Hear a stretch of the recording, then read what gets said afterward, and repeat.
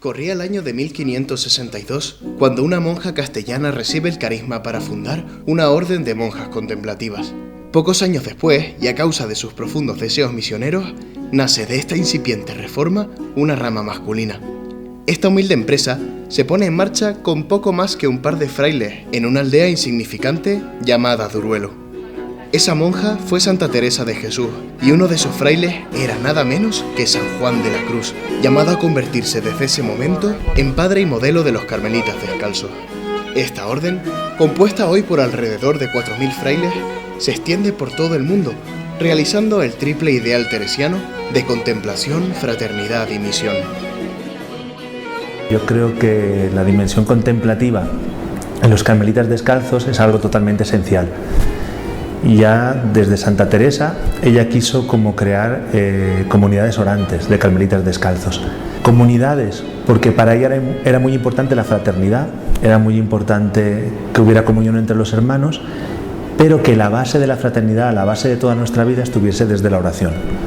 Y que la experiencia de Dios que nosotros sentimos en la oración la podamos llevar a la vida. Que todo quede como de alguna manera impregnado por la oración. Pero yo siento que sobre todo lo que marca la dimensión contemplativa en los carmelitas descalzos son nuestros orígenes. Y ya en la regla que nos regaló San Alberto, se nos dice que el carmelita descalzo tiene que meditar la ley del Señor día y noche. Y en nuestros orígenes, que nuestros orígenes están en el Monte Carmelo, en Haifa, en Israel, que en el siglo XII unos ermitaños empezaron a vivir en el Monte Carmelo al estilo del profeta Elías. Y vivían alrededor de la fuente de Elías. Pero yo siento que sobre todo vivían alrededor de una fuente mayor, que era la Virgen María, ¿no? Pues María se convierte para nosotros en modelo de vida contemplativa.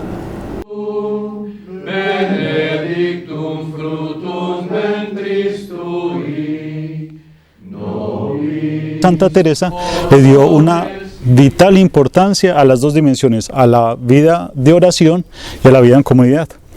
Y es como el símbolo de la cruz. La vida en el sentido vertical, esa oración que nos une con Dios y que tiene sentido en el sentido horizontal.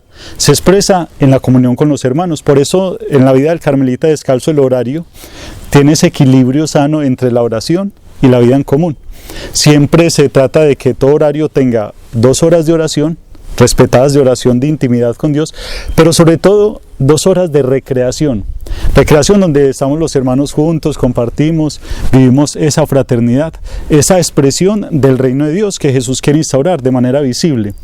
Y el carmelita descalzo es algo curioso porque él abraza a todo el mundo y tiene un sentido de comunión universal, pero de manera concreta con su prójimo, con el próximo, con el que está al lado. Y así la vida comunitaria se convierte en una riqueza porque el hermano me sostiene en los momentos difíciles. De manera personal lo he sentido y lo he vivido en esa experiencia que como carmelita, el hecho de que mi hermano me sostiene en los momentos de oscuridad, de tristeza, en los momentos donde flaquea mi fe o siento que estoy perdido.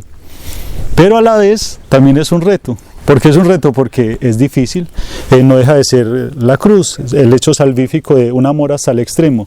Ese amor concreto se concreta en mi hermano, en mi próximo, y a veces el próximo cuesta amar, es la verdad, cuesta amarlo. Pues este sitio, ¿no? El desierto de Las Palmas, de los carmelitas descalzos, me trae muchos recuerdos, ¿no? Porque es aquí donde recibí la llamada, la vocación, o mejor dicho, como me gusta decir a mí, Dios me mostró que se había enamorado de mí.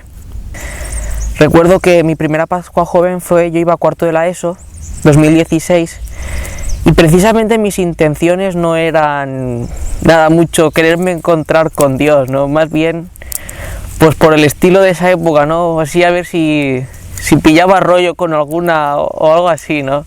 Pues en la Pascua del 2017, cuando yo iba primero de bachiller y estaba muy en serio con los estudios porque quería ser médico, y también era muy metalero, muy rockero, yo iba con mi moicana, etcétera, ¿no? Pues subí al desierto de Las Palmas y me encontré en la iglesia un frailecillo que estaba rezando de rodillas y yo me pregunté el por qué. La cuestión es que ese hecho me suscitó que hablara con un fraile, me confesara, ¿no? Le contara mis preocupaciones. Y a partir de ahí, no sé, Jesús vería que era su hora para llamarme. Y fue con todas, o sea, como con todo el armamento. Y tuve dos experiencias muy importantes. Primera, una cuando nos ungieron con agua del río Jordán. Yo me eché a llorar, o sea, nos impusieron las manos y yo me eché a llorar. ¿Qué pasa? Que después de esa experiencia, pues en las conversaciones con los amigos, pues surge lo del tema. ¿Qué tía te gusta más? Buah, medicina, tal. Y ya se me fue, todo eso que me movió el Espíritu Santo me desapareció. Pero Jesús no se dio por vencido. Jesús estaba enamorado de mí e iba a por todas. Entonces, en la vigilia pascual hicieron un gesto muy bonito de una cuerdecita que simbolizaba un anillo. Y teníamos que decir un compromiso con Jesús en el interior. Entonces yo, misteriosamente, sin saber a lo que decía, a lo que decía que sí, sin saber el por qué, o sea, no tenía ni idea, no sabía ni lo que era un fraile ni lo que era una monja, en mi vida lo había visto. Y yo dije sí, Señor, quiero entregarte mi vida para siempre. Entonces, para el Carmelita Descalzo, la comunidad fraterna y la comunión fraterna no es un añadido ni es simplemente una consecuencia de vivir juntos, no, es un hecho vital y esencial en su espiritualidad, porque se es espiritual en la medida que se es fraternal. Y justamente en la plenitud de la vida espiritual, allá donde tendemos todos, los carmelitas, ese matrimonio con Dios, podríamos pensar, las séptimas moradas que plantea Santa Teresa, ya es unirme con Dios y todo es concordia. No, es todo lo contrario, ese amor a Dios se concreta de manera universal y de manera un hecho concretísimo en el amor a mi hermano, porque justamente en las séptimas moradas Santa Teresa nos dice, obras quiere el Señor. Aunque me bautizaron, hice la comunión y la confirmación, pues reconozco que una vez cumplí los 16 años y empezó ya mi etapa adolescente, pues no me sentía muy identificado con la Iglesia Católica. Y aunque creía en Jesús de manera teórica, pues yo seguía un poco a mi aire. Y en todo ese proceso pues acabé estudiando diseño industrial, luego descubrí el flamenco como una gran diversión que me entusiasmó y me llenó de libertad y de alegría. Y en todo este proceso, en mitad de toda mi nueva vida, ¿no?, después de terminar la carrera y haber ya empezado a trabajar, empecé a trabajar de monitor con síndromes Down y autistas, y aparentemente era muy feliz, hacía mi flamenco por las tardes con los gitanos y por las mañanas trabajaba, los fines de semana también trabajaba de monitor, y en toda esta marabunta también llegué a tener una novia a la que quise mucho. Y en toda esta experiencia vital, sin yo esperármelo, tuve la posibilidad de irme con unos benedictinos a un monasterio y allí me confesé con uno de los monjes y mi vida empezó de nuevo. Después de un tiempo de vida sacramental, de conocer un poco la vida de la Iglesia, de vivir cerca de la Virgen María, de tener todas estas experiencias, llegó un momento en el que el mejor amigo de mi padre, en una confesión, curiosamente con un carmelita, también le llegó la llamada y se hizo carmelita descalzo. Entonces él desde pequeño, desde que yo era pequeño, toda mi infancia, él ha venido cada verano a casa a vernos. Y yo crecí toda mi infancia viéndole a él como referente, como una persona a la que yo admiraba. Entonces él, yo sin saberlo, Dios me estaba hablando a través de él de forma sigilosa, de forma indirecta, de forma que yo no me daba cuenta.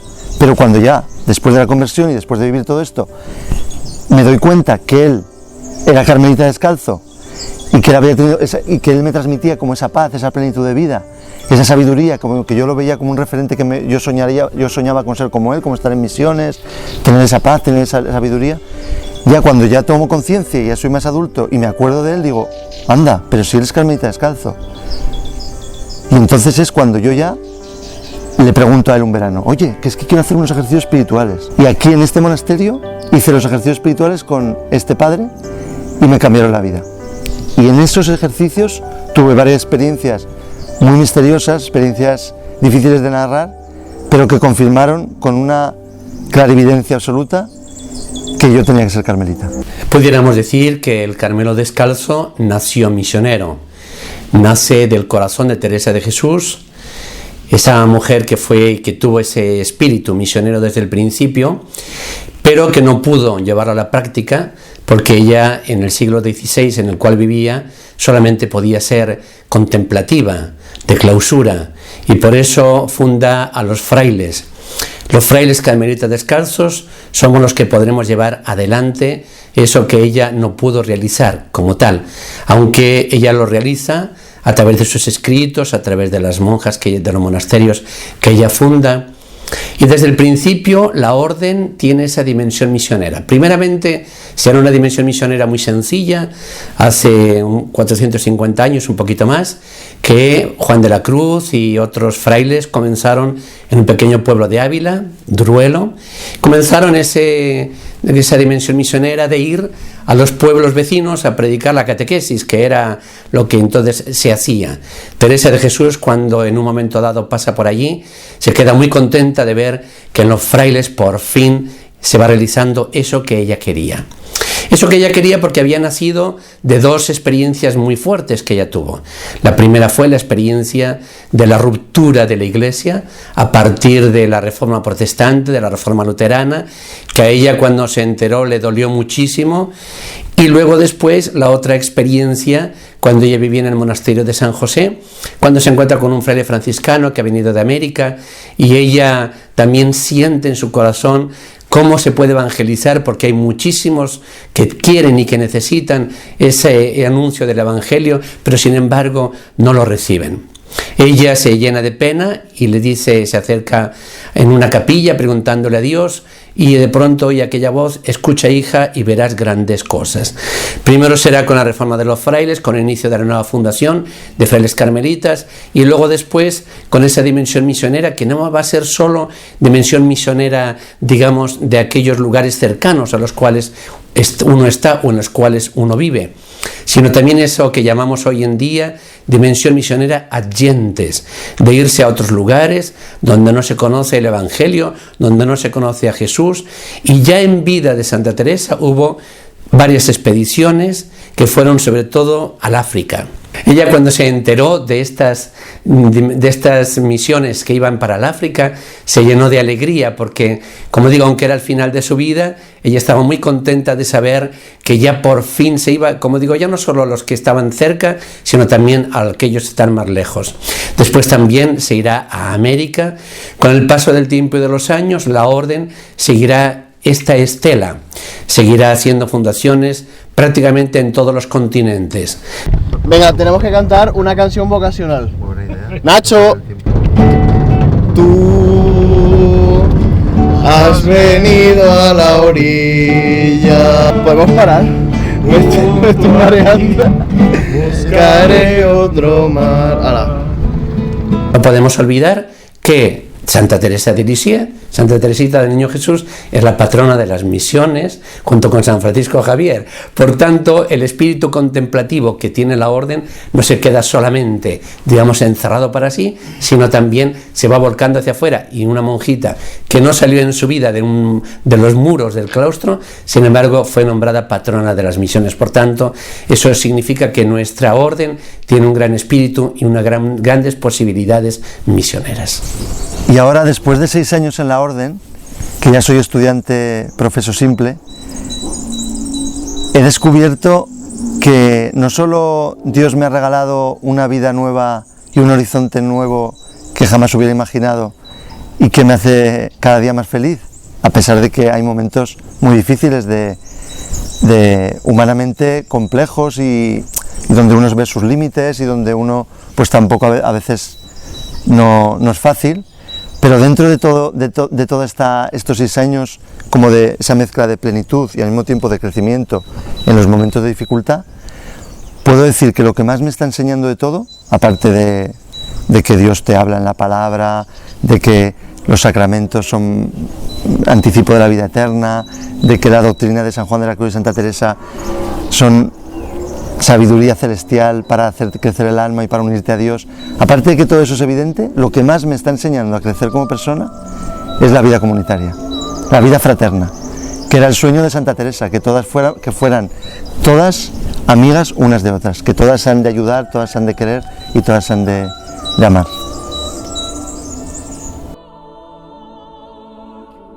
Son muchos los santos que a lo largo de la historia han encarnado el ideal de Santa Teresa y San Juan de la Cruz. Y es así que hoy pueden ser repetidas aquellas palabras de Santa Teresa en el libro de las Fundaciones. ¿Qué de santos tenemos en el cielo que trajeron este hábito? Tomemos una santa presunción con el favor de Dios de ser nosotros como ellos. Poco durará la batalla, hermanas mías, y el fin es eterno.